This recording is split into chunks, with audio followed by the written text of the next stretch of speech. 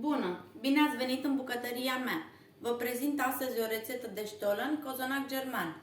Haideți să vedem de ce ingrediente vom avea nevoie și modul de preparare.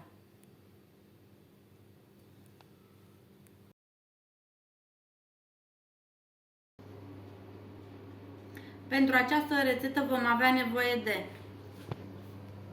100 de grame de stafide, peste care am pus 2 esențe de rom, 100 de grame de migdale uscate amestecate cu nuci, 150 de grame de fructe uscate, merișoare și caise, 150 de ml de lapte, 100 de grame de zahăr, 25 de grame de drojdie proaspătă, 2 ouă, 100 de grame de zahăr pudră, o linguriță de ghimbir măcinat, 2 lingurițe de esență de vanilie, 225 de grame de unt și 450 de grame de făină.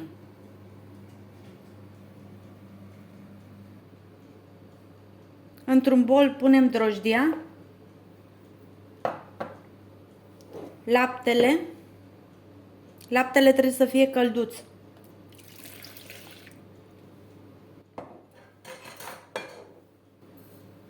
O linguriță de zahăr și 4 linguri cu făină.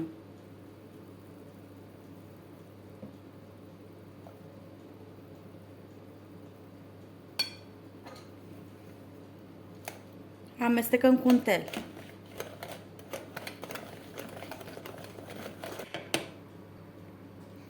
Lăsăm compoziția formată 30 de minute să crească. Într-un bol mai încăpător punem ouăle, zahărul,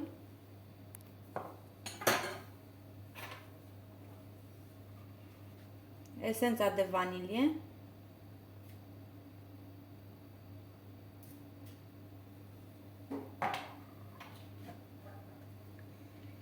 și drojdia activată. Le amestecăm.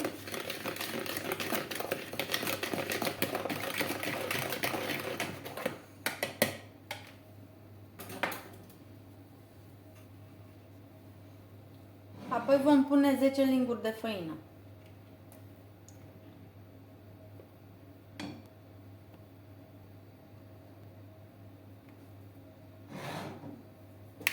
Și amestecăm.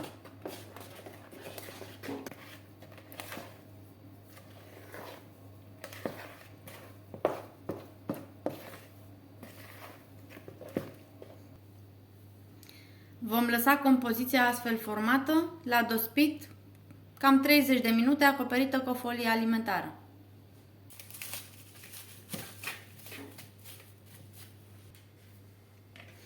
După 30 de minute, aluatul a crescut. Adăugăm 175 de grame de unt din cele 225. Restul de 50 de grame o să-l topim la final, când scoatem cozonacii din cuptor. Adăugăm untul. Începem să încorporăm cu mâna untul în aluat.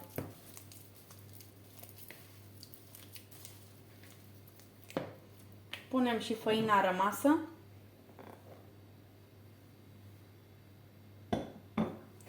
Și frământăm.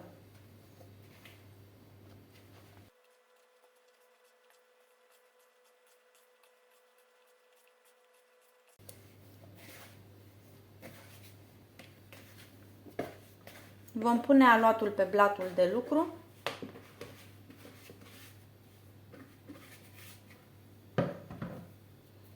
Și îl vom frământa bine.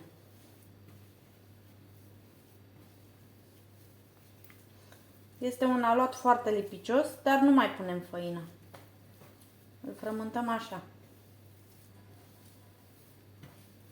Dacă doriți și aveți un robot de bucătărie, îl puteți frământa la robot.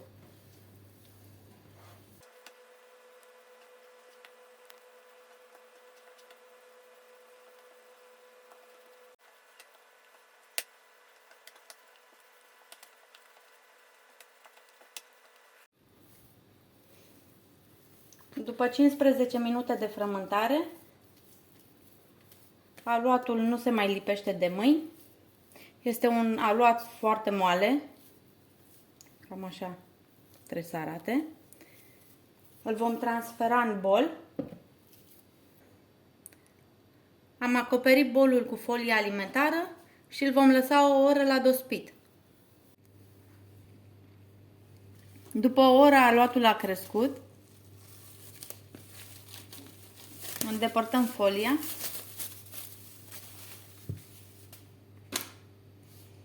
Și vom adăuga peste el stafidele cu tot cu esența de rom, fructele uscate, caisele le-am tăiat, ghimbirul și migdalele cu nuca.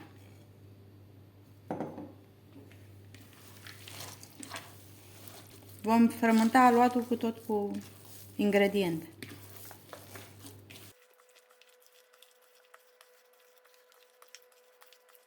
Îl frământăm până se incorporează fructele uscate, nucile și tot ce am pus aici.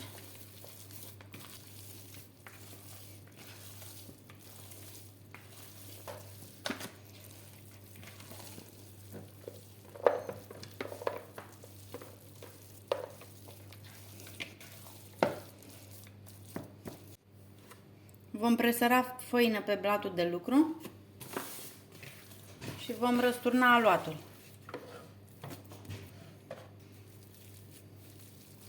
Vom mai frământa un pic.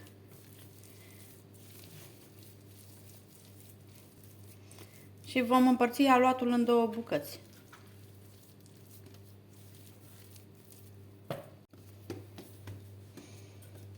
Vom întinde prima foaie.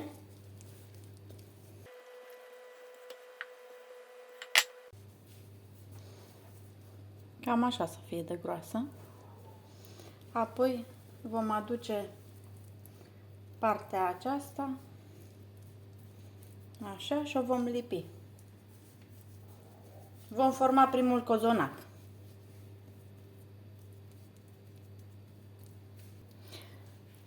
Vom pune cozonacul format într-o tavă tapetată cu hârtie de copt. Vom mai pune făină pe blatul de lucru.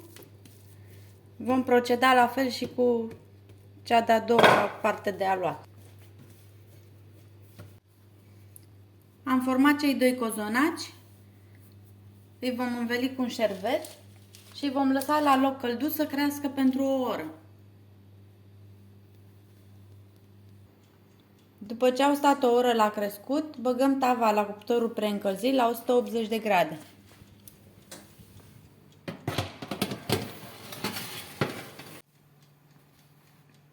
După 40 de minute, cozonacii s-au copt.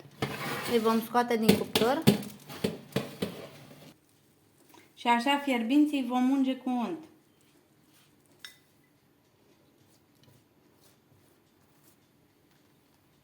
Acum îi vom pudra cu zahăr.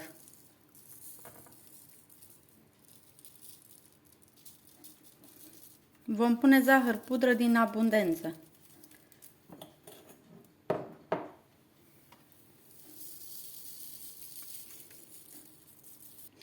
Zahărul îi va ține moi pentru mult timp. Îi vom întoarce și pe partea cealaltă.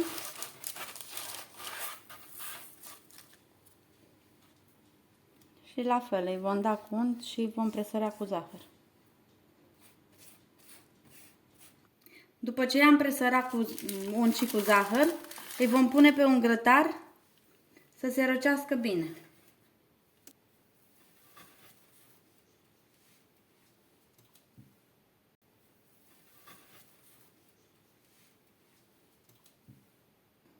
Îi vom lăsa așa neacoperiți minim 7 ore. După ce cozonacul s-a răcit, pe unul l-am împachetat într-o hârtie de copt și îl voi păstra așa cum este recomandat o săptămână până când se va matura și va avea cel mai bun gust. El se poate păstra până la 4 săptămâni împachetat așa. Dar haideți să-l tăiem pe celălalt și să vedem cum arată în interior.